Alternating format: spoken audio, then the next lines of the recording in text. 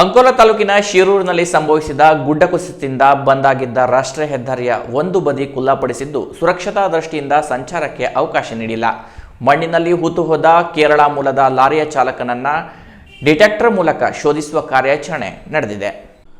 5 ದಿನಗಳ ಹಿಂದೆ ಅಂಕೋಲಾ ತಾಲೂಕಿನಲ್ಲಿ ಸಂಭವಿಸಿದ ಭೀಕರ ಗುಡ್ಡ ಕುಸಿತದಿಂದ ಮೃತಪಟ್ಟವರ ಪೈಕಿ 7 ಶವಗಳು ಪತ್ತೆಯಾಗಿದ್ದು, ಇನ್ನುಳಿದವರ ಪತ್ತೆಗಾಗಿ ಕಾರ್ಯಾಚರಣೆ ನಡೆದಿದೆ. ಕೇರಳ ಮೂಲದ ಲಾರಿಯ ಜಿಪಿಎಸ್ ಇದೇ ಭಾಗದಲ್ಲಿ ಕಾಣಿಸುತ್ತಿರುವುದರಿಂದ ಮಣ್ಣಿನಲ್ಲಿ ಹೂತು ಹೋದ ಲಾರಿಯನ್ನ ಶೋಧಿಸಲು ಇಲೆಕ್ಟ್ರಿಕ್ ಡಿಟೆಕ್ಟರ್ ಅನ್ನು ಬಳಸಲಾಗಿದೆ. ಆದರೆ ಲಾರಿ ಹೂತಿರುವ ಸ್ಪಷ್ಟ ಮಾಹಿತಿಯನ್ನ ಈ ಡಿಟೆಕ್ಟರ್ ನೀಡದ ಕಾರಣ ಲಾರಿ ಹುಡುಕಲು ಸಮಸ್ಯೆಯಾಗಿದೆ. ಅಲ್ಲದೆ ಕೇರಳ ರಾಜ್ಯದ ಮಾಧ್ಯಮಗಳು ಕೂಡ ಸ್ಥಳದಲ್ಲಿ ಬೀಡು ಬಿಟ್ಟಿದ್ದು, ಲಾರಿ ಚಾಲಕನ ಶೋಧ ಕಾರ್ಯಕ್ಕೆ ಹೆಚ್ಚಿನ ಒತ್ತು ನೀಡಲಾಗಿದೆ. ಶಾಸಕ ಸತೀಶ್ ಸೈಲ್ ಮತ್ತು ಜಿಲ್ಲಾ ಉಸ್ತುವಾರಿ ಸಚಿವ ಮಂಕಾಳು ವೈದ್ಯರು ಸ್ಥಳದಲ್ಲೇ ಇದ್ದು ಎಲ್ಲ ಕಾರ್ಯಾಚರಣೆಯನ್ನು ವೀಕ್ಷಿಸುವ ಮೂಲಕ ಕಾರ್ಯಾಚರಣೆಗೆ ಚುರುಕು ನೀಡಿದ್ದಾರೆ. ಈ ಅವಘಡದಿಂದ 5 ದಿನಗಳಿಂದ ಬಂದ್ ಆಗಿದ್ದ ಹೆದ್ದಾರಿಯ ಒಂದು ಬದಿ ಖುಲ್ಲಾಪಡಿಸಲಾಗಿದೆ. ಆದರೆ ಗುಡ್ಡ ಕುಸಿಯುವ ಭೀತಿ ಎದುರಾಗಿದ್ದರಿಂದ ಮತ್ತು ಸಾರ್ವಜನಿಕರ ಸುರಕ್ಷತೆಯ ದೃಷ್ಟಿಯಿಂದ ಸಂಚಾರಕ್ಕೆ ಅವಕಾಶ ಕಲ್ಪಿಸಿಲ್ಲ. ಹೆದ್ದಾರಿಯ 2 ಬದಿಯಲ್ಲಿ ಪೊಲೀಸರು ಬ್ಯಾರಿಕೇಡ್ ಅಳವಡಿಸಿ ಗುಡ್ಡ ಕುಸಿತವಾದ ಸ್ಥಳದತ್ತ ತೆರಳಲು ಯಾರಿಗೂ ಅವಕಾಶವನ್ನು ನೀಡುತ್ತಿಲ್ಲ. ಇನ್ನು ಗುಡ್ಡದ ಮಣ್ಣು ತೆಗೆಯುವ ಕಾರ್ಯಾಚರಣೆ ಭರದಿಂದ ಸಾಗಿದ್ದು, ಸಂಬಂಧಪಟ್ಟ ಎಲ್ಲ ಅಧಿಕಾರಿಗಳು, ಕಾರ್ಮಿಕರು ತಮ್ಮ ಶಕ್ತಿ ಮೀರಿ ಕರ್ತವ್ಯ ನಿರ್ವಹಿಸುತ್ತಿರುವುದು ಕಂಡುಬಂದಿದೆ. ಇನ್ನು ಜಿಲ್ಲಾ ಉಸ್ತುವಾರಿ ಸಚಿವ ಮಂಕಾಳು ವೈದ್ಯ ಮತ್ತು ಶಾಸಕ ಸತೀಶ್ ಸೈಲ್ ಅವರು ಉಳಬರೆ ಗ್ರಾಮಕ್ಕೆ ಭೇಟಿ ನೀಡಿ ಈ ಅವಘಡದಿಂದ ಮನೆ ಹಾಗೂ ಮೀನುಗಾರಿಕೆ ಸಾಮಗ್ರಿಗಳನ್ನು ಕಳೆದುಕೊಂಡು ಸುಮಾರು 59 ಮಂದಿ ತಲಾ 25,000 ರೂಪಾಯಿ ಚೆಕ್ ಅನ್ನು ಮೀನುಗಾರಿಕೆ ಇಲಾಖೆ ವತಿಯಿಂದ ವಿತರಿಸಿದ್ದಾರೆ. ಅಲ್ಲದೆ ಸಚಿವರು 27 ಸಂತ್ರಸ್ತ ಕುಟುಂಬಗಳಿಗೆ ತಲಾ 10,000 ರೂಪಾಯಿಯಂತೆ ವೈಯಕ್ತಿಕವಾಗಿ ಆರ್ಥಿಕ ನೆರವು ನೀಡಿದ್ದಾರೆ. ಇನ್ನು ಅಲ್ಲಿನ ಕಾಳಜಿ ಕೇಂದ್ರಕ್ಕೆ ಭೇಟಿ ನೀಡಿದ ಸಚಿವರು ಮತ್ತು ಶಾಸಕರು ಲಯನ್ಸ್ ಕ್ಲಬ್ ಕರಾವಳಿ ವತಿಯಿಂದ ನೀಡಲಾದ ಫುಡ್ ಕಿಟ್ಗಳನ್ನು ಸಂತ್ರಸ್ತರಿಗೆ ವಿತರಿಸುವ ಕಾರ್ಯ ಕೂಡ ಮಾಡಿದ್ದಾರೆ. ಸಂತ್ರಸ್ತರ ಕಷ್ಟಕ್ಕೆ ಸರ್ಕಾರ ಸದಾ ಸ್ಪಂದಿಸುತ್ತಿದ್ದು, ಅನಗತ್ಯ ಭಯ ಬೇಡ ಎಂದು ಸಚಿವರು ಧೈರ್ಯ ತುಂಬುವ ಕಾರ್ಯ ಮಾಡಿದ್ದಾರೆ. ಇನ್ನು ಕೆಲ ಸಂತ್ರಸ್ತರು ಬೇರೆಡೆಗೆ ಜಾಗ ಕೊಡುವಂತೆ ಪ್ರಸ್ತಾಪಿಸಿದಾಗ ಸರ್ಕಾರದಿಂದ ಜಾಗ ನೀಡುವುದಾದರೆ ನೀವೆಲ್ಲ ಈ ಜಾಗವನ್ನು ಸರ್ಕಾರದ ಹೆಸರಿಗೆ ಮಾಡಿಕೊಡುವ ಷರತ್ತಿಗೆ ಒಪ್ಪಿಕೊಂಡರೆ ಸರ್ಕಾರದ ನಿಯಮದಂತೆ ಪರ್ಯಾಯ ಜಾಗದ ವ್ಯವಸ್ಥೆಯನ್ನು ಮಾಡಿಕೊಡಲು ಕ್ರಮ ಕೈಗೊಳ್ಳಲಾಗುವುದು.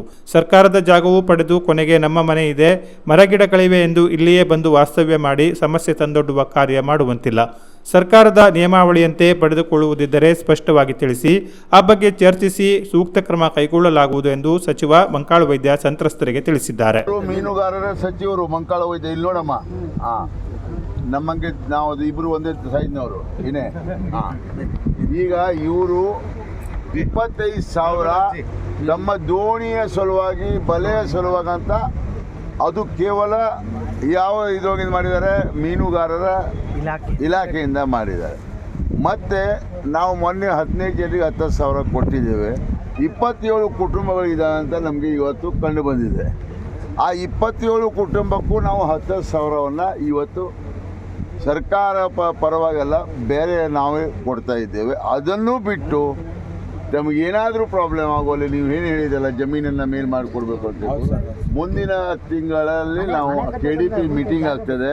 ಆ KDP ಮೀಟಿಂಗ್ನಲ್ಲಿ ನಾವು ನಿಮಗೆ ಮೇಲೆ ಭರವಸೆಯನ್ನು ಕೊಡಲಿಕ್ಕೆ ಪ್ರಯತ್ನ ಮಾಡ್ತೇವೆ. ಆದರೆ ಒಂದು ಮಾತ್ರ ಈಗೇನು ಗೊತ್ತುಂಟಾ, ನಮ್ಮಲ್ಲಿ ಒಂದು ವಿಚಿತ್ರ ರೋಗ ಅಂತಾರೆ, ಏನು, ನೀವು ಮೇಲೆ ಮನೆ ಕೊಟ್ಮೇಲೆ ಇಲ್ಲಿ ಬರಬಾರ್ದು. ಇಲ್ಲಿ ನಮ್ಮ ತೆಂಗಿನಕಾಯಿ ಇತ್ತು, ಇಲ್ಲಿ ನನ್ನ ಬುಡಕ್ಕಿತ್ತು, ನನ್ನ ನಮ್ಮ ಅಜ್ಜ ಮಾಡಿದ್ದು ಅದೆಲ್ಲ ಹೇಳೋಕ್ಕಿಲ್ಲ. ಅದನ್ನು ನಾವು ಕಟ್ ಮಾಡಿ ಸೊಗದು ಹೊತ್ತಾಗಿ ಬಿಡ್ತೇವೆ. ಸರ್, ಇನ್ನೊಂದು, ಈಗ ಮೀನುಗಾರರು ಕೆಲವರು ಇದ್ದಾರೆ. ಈಗ ಅಂದ್ರೆ ನೀವು ಹೇಳಿದ್ರಿ ತೆಂಗಿನ ಮರ ಮತ್ತು ಗದ್ದೆ ಇದೆ ಅಂತೇಳಿ ಬಂದು ಹೇಳೋದು, ತಾತ್ಕಾಲಿಕವಾಗಿ ಮೀನುಗಾರಿಕೆ ಮಾಡುವಾಗ ಈ ಬಲೆ ಇಟ್ಕೊಳ್ಳಿಕ್ಕೆ ಅಥವಾ ನಾವು ರಾತ್ರಿ ಅದು ಬೇರೆ ಶೆಡ್ ಮಾಡುವ. ಆದರೆ ನೀವು ಅದನ್ನು ಮಾತ್ರ ಅಪೇಕ್ಷೆ ಇಡಬೇಡಿ, ಈ ಮನೆ ಇಲ್ಲೇ ಇರ್ತದೆ, ಆ ಮನೆ ಅಲ್ಲೇ ಆಗ್ತದೆ. ನಮ್ಮಲ್ಲಿ ಕರಾವಳಿಯಲ್ಲಿ ಅದೊಂದು ದೊಡ್ಡ ಪ್ರಾಬ್ಲಮ್.